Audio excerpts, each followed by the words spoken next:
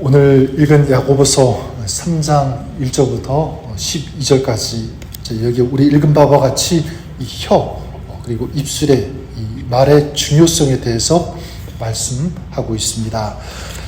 왜 혀에 대한 이야기를 할까? 혀는 굉장히 신비하기 때문에 그렇습니다. 긍정적으로는 이 혀를 통해서 이 말을 하고 찬양하기도 하고 기도하기도 하고 또 혀를 통해서 이 신앙 고백 또 이 관계를 세워나가는 바로 이게 혀의 능력이죠. 반대로 말하면 이 혀는 사람에게 어려움을 주기도 하고요. 또 관계를 깨뜨리고 파괴하기도 하는 것 바로 이것이 혀입니다. 그러니까 이 혀는 그냥 혀가 아니라 그 사람의 사람됨을 보여주는 것 이것이 혀고요. 또 그의 인생을 좌우하는 능력이 되는 것 또한 이것도 혀라고 말씀드릴 수 있습니다. 더 나아가 이 혀는 이 그리스도인의 이 삶하고도 굉장히 긴밀한 관계를 가지고 있습니다. 연결되어 있다고 할 수가 있습니다. 자, 그래서 이 야고보서는 이 혀를 또 이 혀의 중요성을 다루고 있다라고 볼 수 있는 것이죠. 그래서 오늘 말씀 1절에 보니까 이렇게 시작합니다. 내 형제들아 너희는 선생된 우리가 더 큰 심판을 받을 줄 알고 선생이 많이 되지 말라 이렇게 말씀합니다. 성경은 우리가 선생이 되지 않았으면 좋겠다. 되지 말라 이렇게 시작합니다. 그 이유는 뭐냐면 선생은 무엇을 많이 하는 사람입니까? 말을 많이 하는 사람이기 때문에 그래요. 자, 그리고 이 말을 많이 하는 이 선생은 그만큼 뭐의 대상이 되냐면 심판의 대상이 되기 때문에 그렇다는 것입니다. 하나님의 심판 앞에서 선생이 한 모든 말이 드러나기 때문에 자, 그런 맥락에서 본다면 가르치거나 말씀을 많이 해야 할 수밖에 없는 제가 아무래도 이 두려운 그런 입장이 아닐 수가 없습니다. 물론 또 우리 여러분 가정에서 누가 말을 많이 합니까? 부모가 말을 많이 하게 되죠. 그렇다면 우리는 다 여기에 포함된다라고 할 수 있습니다. 2절에도 이렇게 말씀하고 있죠. 우리가 다 실수가 많으니 만일 말에 실수가 없는 사람이면 곧 온전한 사람이라 능히 온몸도 굴레 씌우리라. 우리가 다 실수가 많다 하지만 그럼에도 온전한 사람이 있다면 그 기준이 무엇일까라고 할 때 이렇게 말합니다. 혀를 통제할 수 있는 그런 사람이 온전한 사람이다. 이렇게 얘기합니다. 우리의 입안에 있는 이 새치밖에 되지 않은 이 혀지만 그 혀를 통제할 수 있다면 우리의 온 몸을 통제하는 것과 마찬가지라고 그렇게 정의하고 있습니다. 반대로 말하면 이 작은 이 새치, 이 혀를 통제하지 못한다면 그 사람은 자신의 모든 것을 통제하지 못하는 사람이다라고 할 수 있는 것이죠. 그리고 3절부터 5절까지는 이 혀의 힘이 어떤지를 구체적으로 소개하고 있는데 3절에 보니까 우리가 말들의 입에 재갈 물리는 것은 우리에게 순종하게 하려고 그 온 몸을 제어하는 것이라. 다시 한번 강조하고 있는 거죠. 입을 제어하면 무엇을 제어하는 것과 같다? 온몸을 제어할 수 있는 것과 같다. 4절에도 보면 또 배를 보라 그렇게 크고 광풍에 밀려가는 것들을 지극히 작은 키로서 사공의 뜻대로 운행하다니. 자, 이 혀를 무엇에 비유하고 있냐면 큰 배를 움직이게 하는 좌우하게 하는 그 작은 키하고 비유하고 있습니다. 이 사공의 키, 작은 키 하나로 배를 운행하듯이 인생이라는 배를 운행하는 이것이 어디에 달려 있다는 것이죠? 작은 혀에 달려 있다는 것입니다. 5절에도 말씀합니다. 이와 같이 혀도 작은 지체로 돼 큰 것을 자랑하도다. 보라 얼마나 작은 불이 얼마나 많은 나무를 태우는가.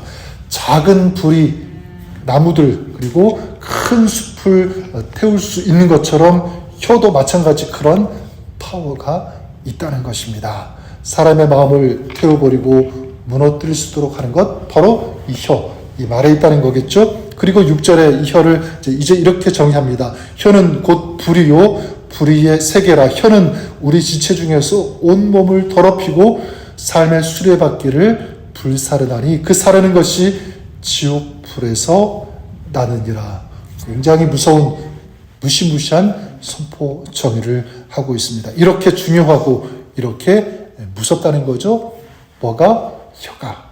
자, 이렇게 혀가 중요한데 그러면 이제 어떻게 해야 할까?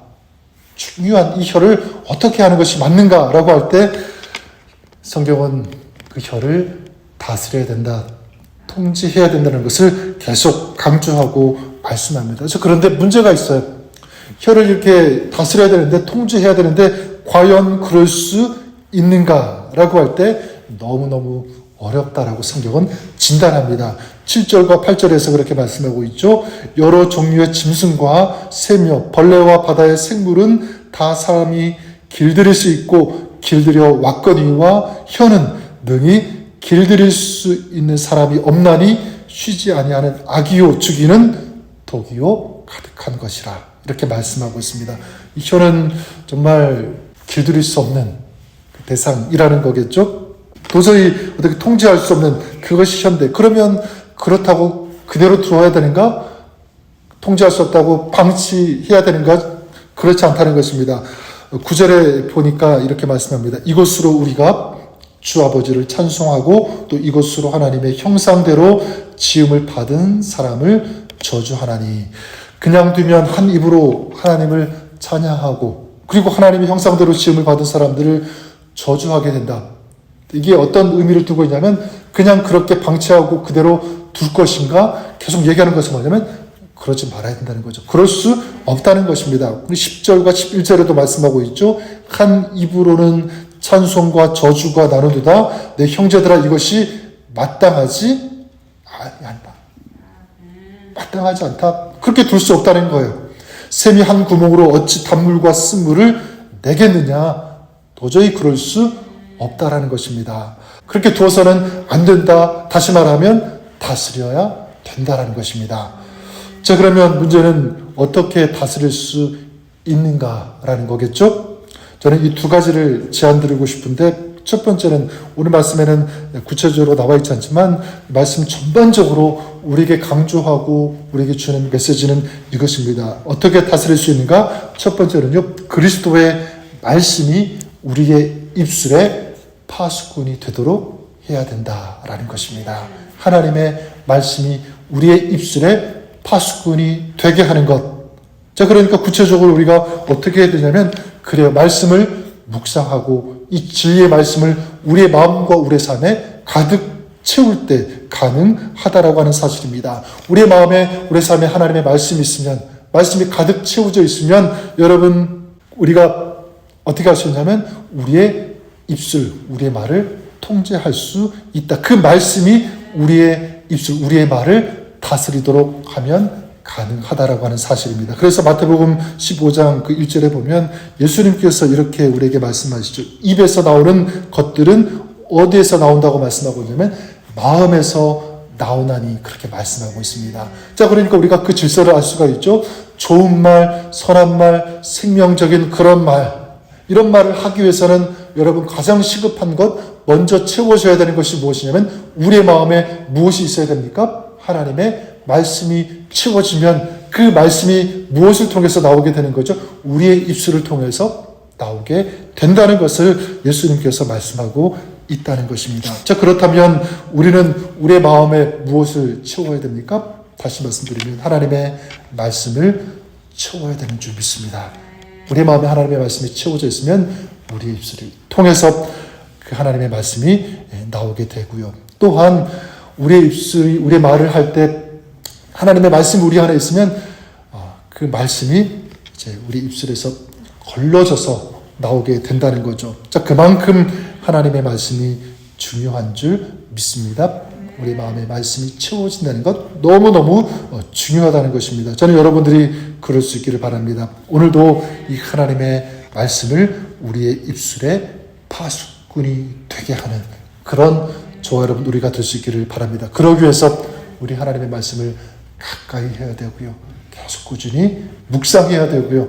그래서 우리 말씀을 우리 마음에, 우리 삶에 담는, 채우는 그런 저와 여러분 우리가 될 수 있기를 주님의 이름으로 간절히 축원합니다.